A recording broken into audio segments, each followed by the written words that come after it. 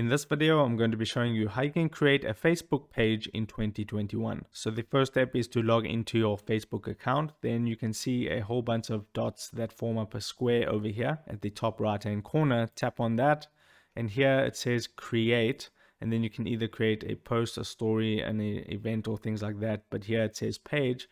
Click on page, and now you want to give your page a name. So I'll just give my page a name, and then you want to select a category, so you can type something. So I'll just type content or creator, digital creator, but just put in your correct category.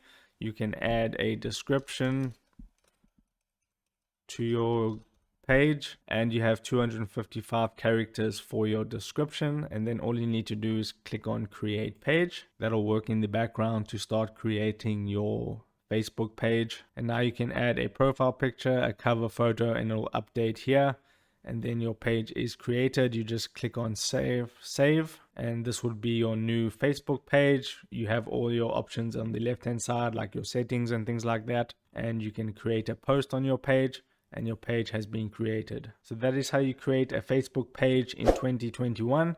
If this video helped you out, don't forget to like this video and subscribe down below, and I'll see you in the next video. Take care.